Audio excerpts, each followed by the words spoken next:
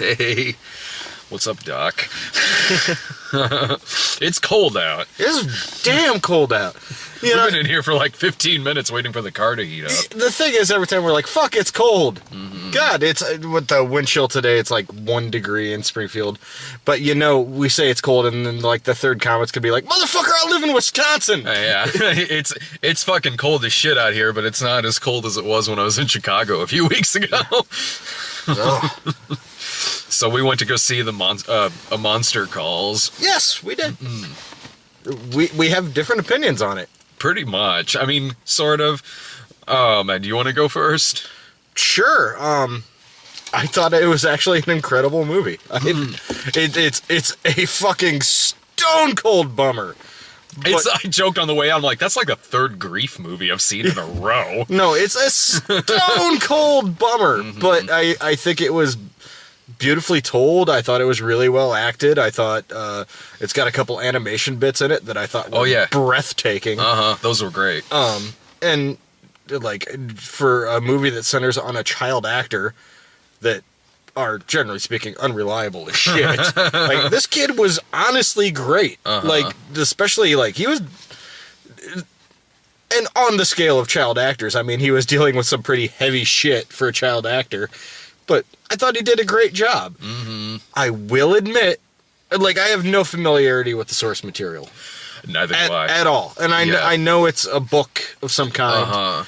And I'm sure there are people that are watching this that are fans of it or grew up with it or whatever. I have no idea.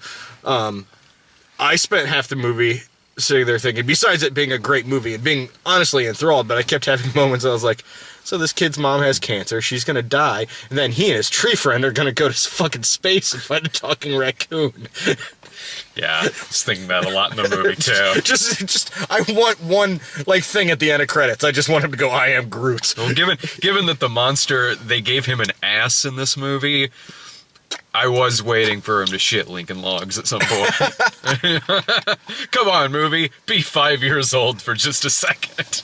They did give him an ass, but it's one of those things, like, I understand, like, the animator's urge to do that, because when you're building musculature for something, like, those ass muscles are pretty dependent on how you walk.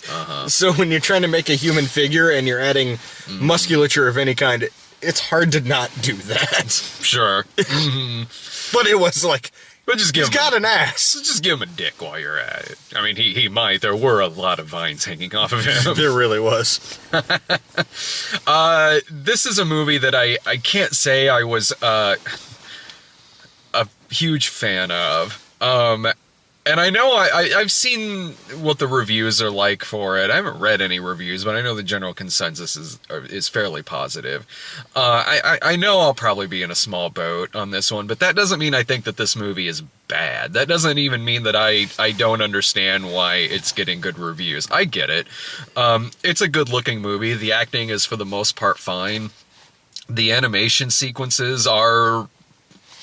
They're like you said. They're breathtaking. They're the highlight of the movie, honestly. They really are. Yeah.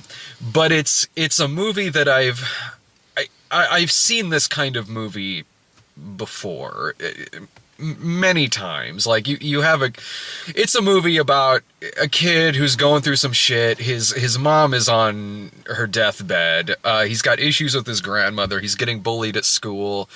So throughout all of this, there's a fantastical creature that's summoned and is helping him out through the whole thing as like this grieving process. I've seen this before, and I think we've all seen it before. No, we have. We have, and I could say that about plenty of movies that I've highly recommended on the site, that I've seen this kind of movie before. But sometimes I don't care, or maybe it's the kind of movie I like a lot, so I'm still invested in it anyway. In this case, I was spending a lot of this movie thinking, like, I'd kind of rather be watching Pan's Labyrinth than this, or Never Ending Story, or hell, even in terms of a kid and a giant beast, even like the Iron Giant or something like that. Like there's a lot of things I would rather be watching than this movie, because this movie really wasn't doing much for me to set itself aside from other movies I've seen that are like it. It was just kind of, yeah, this is one of those types of movies. And it never went beyond that for me. It's not a bad film. Another thing about the movie that I was having a hard time with through the whole thing was the kid was good. The performance is absolutely solid. He's an interesting looking kid in that when he grows up, he'll probably have a solid character actor career behind him. Yeah. He looks like a 10-year-old John Hurt. He really does. Like, you just like a 10-year-old kid with just those fucking cheekbones. It was like, Yeah. Do those hurt? Like, what the fuck, man? Yeah, And I'm wondering if part of that was makeup at all, because I know they were trying to make him look really tired. And Felicity Jones is great in this movie. Yeah. Better in this than in Rogue One. she had more of a character. Yeah, exactly. That's exactly 100% it. Sigourney Weaver was fantastic. That took some getting used to. The British accent. Yeah. Like, I'll admit, the first couple scenes, I was just like, why couldn't they have gotten someone British? I was thinking that too. Look, I'm not an expert here. I don't know if she's doing a good accent. It didn't seem like a bad accent, but you're so used to Sigourney Weaver. Exactly. Like, for your entire life, not doing accents. And so because of that, I don't know if this is the case, but because of that, I don't know if she's cast in this movie because the filmmakers are just huge fans of hers. Do you know what I mean? Yeah. Where it's like you've got a group of filmmakers, like, we want to do a movie. Who do we love? Oh, we love Sigourney Weaver. Let's put her in this, even though it's kind of miscast, honestly. I don't think it was miscast. It took some use. Took me a minute to get used to the accent. But other than that, like, she was age appropriate. Well, okay, she's age appropriate, but if you have to get used to this performance on screen, then it's kind of miscast. But that's the thing too. It's one of those things that's more our perceptions of as people that watch a shit ton of movies with Sigourney Weaver in it. Yeah, but you could be somebody who hasn't seen a shit ton of movies and you know who Sigourney Weaver is. Yeah, but I still think she did a I'm not saying great she job. did bad. I'm not. By the end of the movie, I didn't even think about it. I just no, because there's some heavy shit going on at the end of this movie, and she nails the emotional part. No, she does. She absolutely does. But the fact that you kind of have to get used to that to the point to where it's something that's taking you out of the movie. It didn't. I just had a brief moment of like, huh, like, yeah. But it didn't take me out of the movie at all. It was just kind of like, I've never seen her do that before. Okay, sure. That's what it was for me. It could be a lot worse. It could be a lot worse. Fucking worse. But I'm sort of like you. I'm like, well, what you said a second ago, which is like why they could have maybe just gotten somebody British to play this part. Easily could have. Yeah. And they could be huge Sigourney Weaver fans, and it could be Sigourney Weaver really wanted to do this movie. Or maybe she was better than the other people who auditioned. No, and that could totally be it. And that's, it's... And this movie, like, yes, you have Liam Neeson doing the voice of the monster, but there's no other real star power in the movie. I mean... Like, I really like that. Who's the actor who plays the dad? I don't know, but he was great. He's great, and he's an actor who I've seen him in other shit. He's in other shit, and he's one of those guys who it's like, I want this guy to really take off, but he unfortunately kind of, this movie aside, because this movie is getting great reviews. Like, he's in Ben-Hur, the new one, where it's like, man, dude, like, man, I want you to end up in something that really puts you out there. It's kind of like how I felt about like Joel Edgerton for a while. It's like, come on, motherfucker, make a good one. Or Barry Pepper. Yes. Yeah, like, exactly. Oh, God damn it, Barry Pepper, I love you. Why are your best performances your first 4 movies and then a bunch of TV shit? Like, why can't you make another good movie? Yeah, dude, totally. Exactly. But I mean, maybe this will do something then, because like I don't know how this will do at the box office, but it's getting solid reviews. But another, and he got a weird role. He's definitely like absentee weekend dad, but he's not a bad dude. He's honest. He's doing what he can, given the fact that he lives in another country. Yeah. But my thing about this movie, and it's one thing I was having why this movie wasn't, one of the reasons this movie wasn't really clicking for me that much was the acting in terms of the kid is fine. I really honestly did not like this kid that much. The character. No, he wasn't. Well, I'm like, he was a little shit, but you know what? At the same time, and I think one of the reasons maybe the movie clicked with me was, you know, when I was that age, I went through some rough shit. Yeah. And honestly, like, I really wish this movie existed when I was fucking 10 years old. And I would have fucking watched this every goddamn day. Yeah. My mom didn't die. My mom's alive. I just want to clear that up. I just went through some shit. Yeah. And honestly, like, while I was watching this movie and while I was thinking in my head that I'm not really enjoying this, there was never a part of me that was this isn't like Collateral Beauty. Like, there was never a part of me where I was thinking, like, I would never recommend this I would never recommend this to somebody going through grief. In my head, I was thinking, like, maybe if someone is in this kid's position, like, they could probably, they could get much more out of this movie than I could.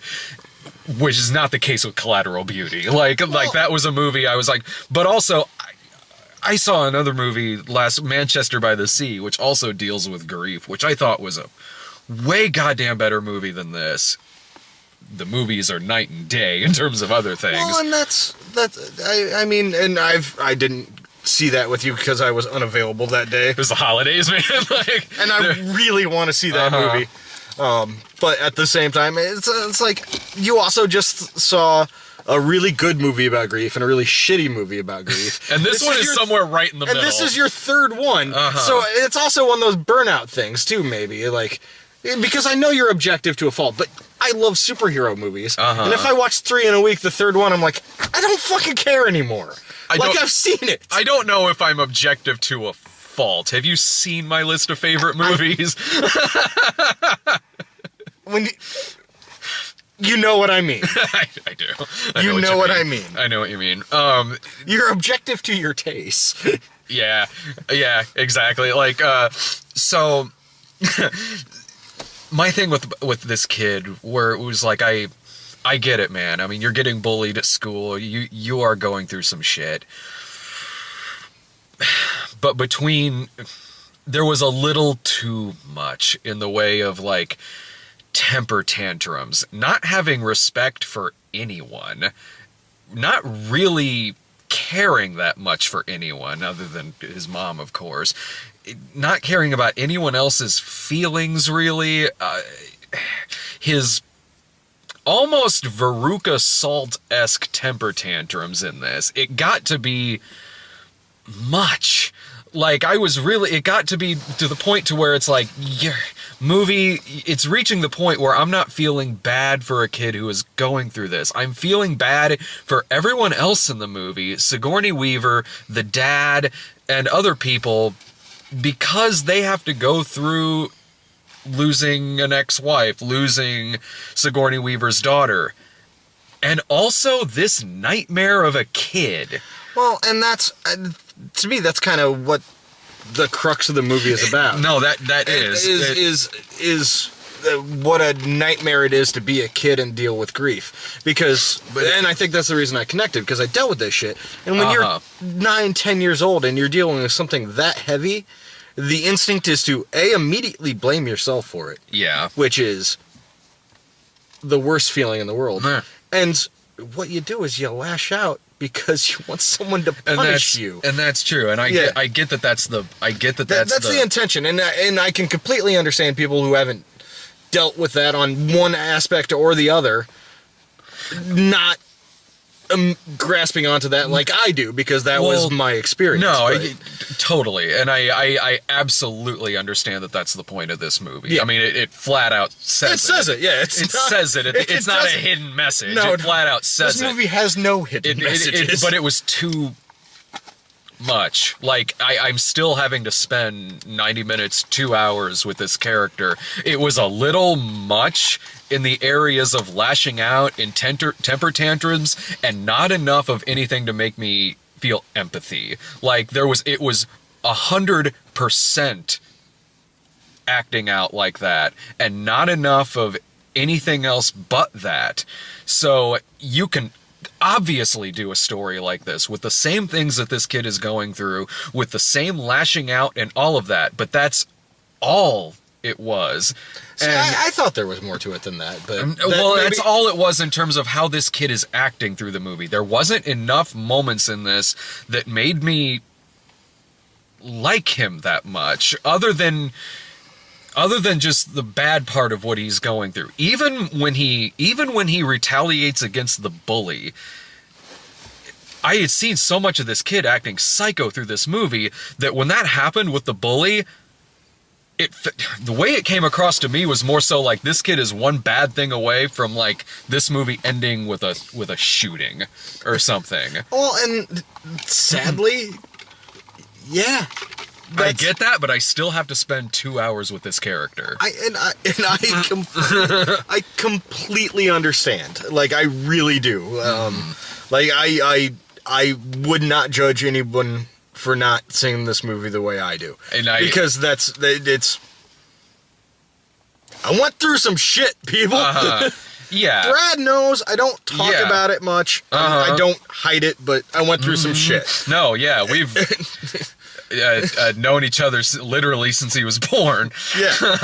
No, yeah. Yeah, we've been best friends that long, and so I completely get why people would like this movie. I absolutely 100% do. I understand why critics liked it. I understand why critics like it. I understand why you do. I totally get it. It was there was just some things about it that I just didn't. And I don't know. I completely understand that, because I could, if somebody went and watched this movie and came to me and they're like, I fucking hated it, I would just go, right on.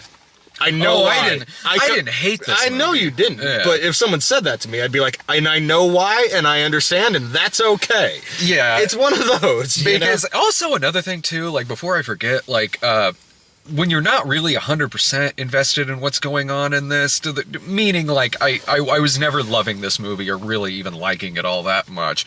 The monster, when he shows up, he tells you everything that's going to happen in the movie. Yeah. He comes out and says, I'm going to give you these stories. You're going to have this moment at the end. He tells you it's like, I understand a movie like this isn't supposed to have twists in it necessarily, based on a kid's book. Yeah, like it's not really supposed to be an unpredictable film, but it is a very predictable film. Oh yeah, because the character comes out and tells you everything that's about to happen, and when you're not 100% really on board with this movie, you are. In my case, I was sitting there going, okay, when's the next thing gonna happen? And now when's the next thing gonna happen that he said was gonna happen? So it's sort of like you've already kind of outlined this maze that you're going through, and I'm sort of just waiting to get to the end. So, and I'll admit, there was one point in the movie where I was really disappointed. Like in this movie? Yes, where I was honestly disappointed. Because he says, I'm going to tell you these 3 stories. And I didn't expect it, so the first story he's telling him, and that animation starts, and I was just gobsmacked by it. Well, that was great. And then the second one. And then he gets to the third story, and there's no fucking animation, and I was like, God damn it! Dude, seriously, I thought I missed something. Like I did too. I thought, like, because I had to go to the bathroom a couple of times, so I was like, I was only in there for like 10 seconds. No, yeah, his third story was just very brief, and that's when he beats the shit out of the kid. It's just like, but I wanted like another beautiful animated sequence. Something had to get cut from the budget. Yeah. Or that's the way it is in the book, and I've never read it, man. Well, and that's kind of the problem sometimes of going into like an adaptation, and it could be a very loose adaptation for all I fucking know, but with no knowledge of, the thing. Right. Do you highly recommend this movie?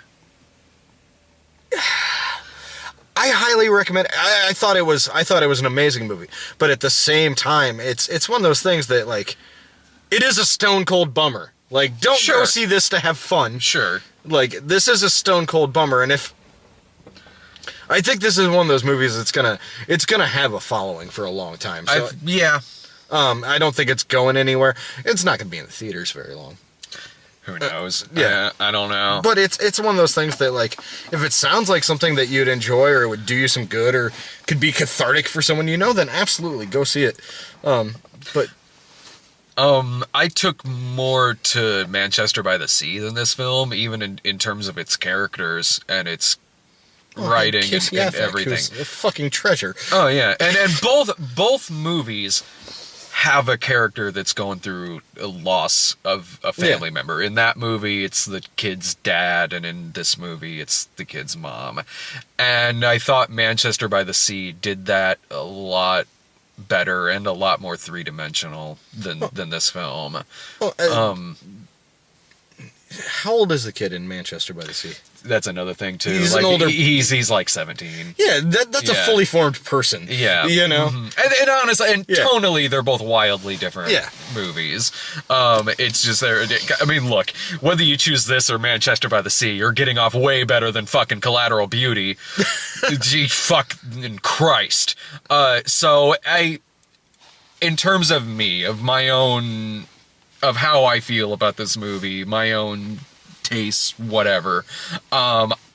I would put this for me. Like, I would put this as a rental, but like you said, like if you're really taking to what you've seen of this movie, to the plot, and you think you could really identify with this film and the themes and everything that's going on in it, you'll get a lot more out of this movie than I necessarily would. For the everyday viewer, I would say, yeah, this is a rental. Like, this isn't a necessary theater experience. Although I would like to see this movie make money, because I don't even know who directed this movie, but I thought it was so beautifully directed. I'd like to see that person make more movies. It is. It's a good looking movie. It's a really good looking film. So I would personally put it at a rental, but like I wouldn't begrudge somebody who wants to go see it in theaters necessarily. That's just more so my take from it. I mean, look, it's gonna be better than Underworld Blood Wars. Watch that be like the best movie of the fucking year. Watch that movie also be about grief. She loses her fucking werewolf boyfriend or what the fuck ever. I don't know. I think he was gone after the second movie. He dies. I think he died at the beginning of the fourth one, and it wasn't Scott Speedman. They had to get a stand-in or some shit. I just, like, Sarah and I just moved, and, like, so while I'm packing shit, she was watching movies holding the baby, because that is a full-time fucking position. And she watched Underworld. And I was like, I forgot this movie was really dumb, but kind of fun. I barely remember the first. I remember all of those movies going in one ear and out the other. Oh, no, that's exactly what it is. Yeah. I couldn't even tell you the plot of it, and we just watched most of it a few days ago. The first one? Yeah. Well, yeah, I'm sure the first one probably holds up better than... I don't know if it holds up, but I'm sure it's better, easier to sit through than the sequels. Yeah. Although, wait, I do remember kind of getting some, like, fun enjoyment out of the prequel movie, The Rise of the Lycans, the one with a lot of Michael Sheen in it. Yes, I'm sure. Well, Michael Sheen's fantastic. Yeah. He's claiming he's retaring from acting. No, he so said... sad. No, he clarified that. Like, and so did commenters too when we brought that up. No, he is, like, kind of gonna be a little more politically active, but he's still gonna act. Okay, thank God. Yeah, right, dude. The world needs Michael Sheen. It really does. Because every time he's on screen, it's just like, all right, guys, get ready. He's fucking batting for the fences. All right, well, I got it before the battery runs out. I got to head in and see Hidden Figures. I'm going the fuck He's home. going home. See ya. Bye, guys.